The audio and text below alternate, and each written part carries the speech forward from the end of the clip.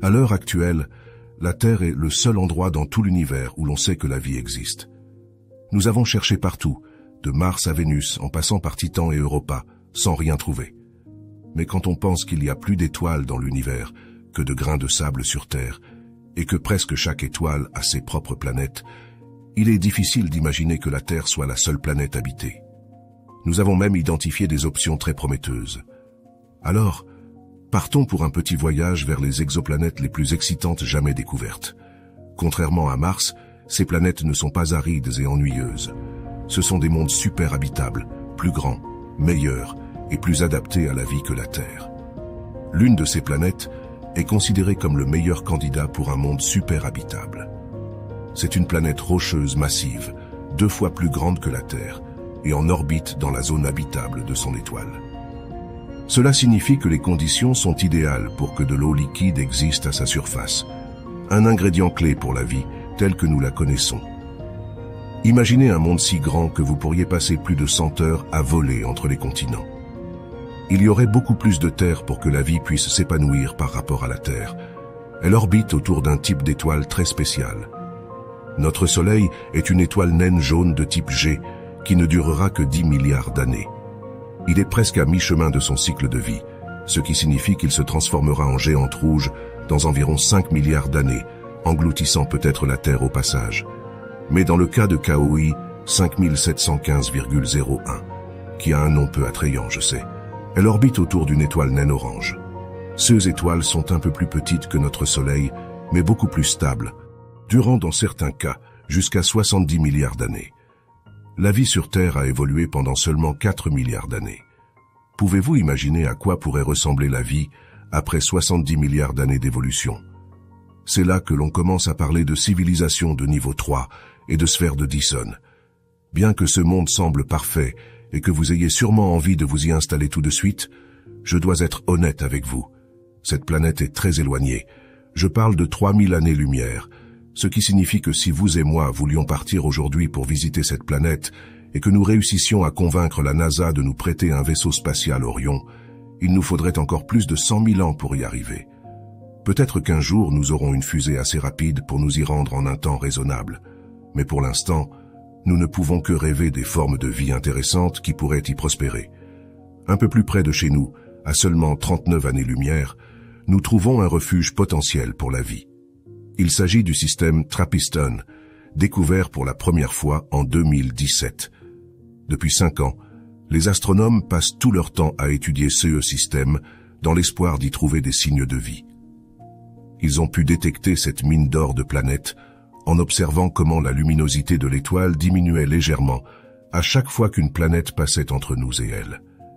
C'est ce qu'on appelle la méthode de transit. Ces planètes sont beaucoup plus anciennes que la Terre, ce qui signifie que la vie aurait eu la possibilité d'y évoluer pendant au moins 3 milliards d'années avant même la formation complète de la Terre.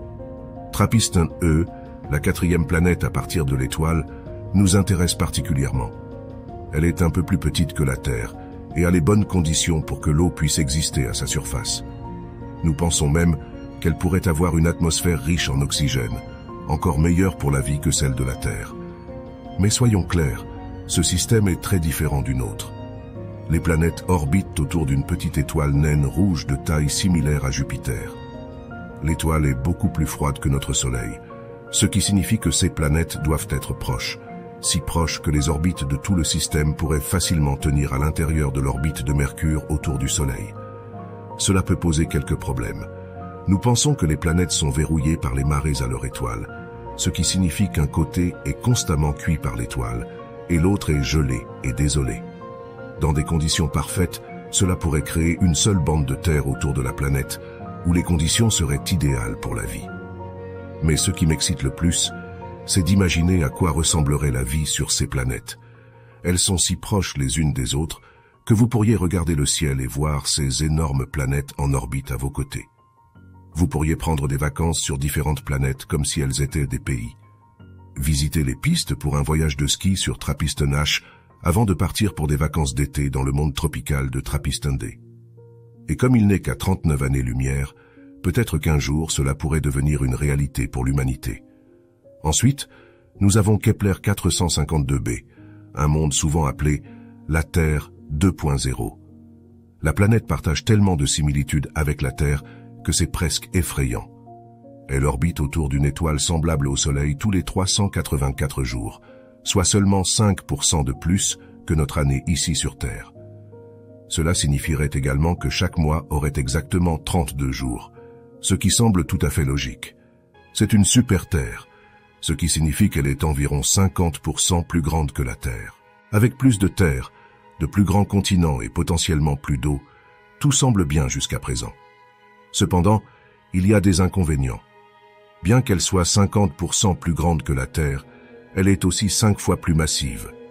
En conséquence, la gravité y serait 2 fois plus forte, et tout le monde pèserait donc 2 fois plus.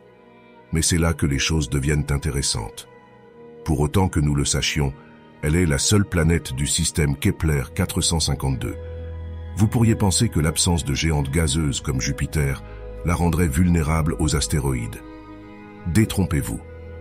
Des études récentes suggèrent que Jupiter n'est pas le protecteur que nous pensions. Un système solaire sans Jupiter connaîtrait en fait 3,5 fois moins de collisions d'astéroïdes. Donc, une civilisation sur cette planète isolée n'aurait peut-être pas à craindre les impacts d'astéroïdes. Cependant, elle n'est pas sans défaut. Son étoile est un peu plus vieille que la nôtre, et à mesure que ces étoiles vieillissent, elles deviennent plus énergiques. La planète pourrait donc recevoir un excès de rayonnement, entraînant un réchauffement progressif et un effet de serre incontrôlable, ce qui la rendrait inhospitalière. Enfin, notre voyage nous emmène à 600 années-lumière de la Terre, dans la constellation du Cygne. Nous y trouvons Kepler 22b, une des super-terres les plus fascinantes jamais découvertes. Elle a longtemps intrigué les astronomes et se trouve bien à l'intérieur de la zone habitable. Nos meilleures observations suggèrent qu'il pourrait s'agir d'un monde entièrement recouvert d'eau, un peu comme la planète Miller dans le film Interstellar, avec un océan profond de plusieurs centaines de kilomètres. La vie marine y serait peut-être très différente de tout ce que nous pouvons imaginer. Des poissons étranges qui ne semblent réels que dans vos rêves les plus fous. Si nous parvenions un jour à visiter Kepler 22b, nous serions certainement surpris de ce que nous y découvririons. Alors, sur quelle planète aimeriez-vous vivre? Personnellement, je pense rester sur Terre pour le moment.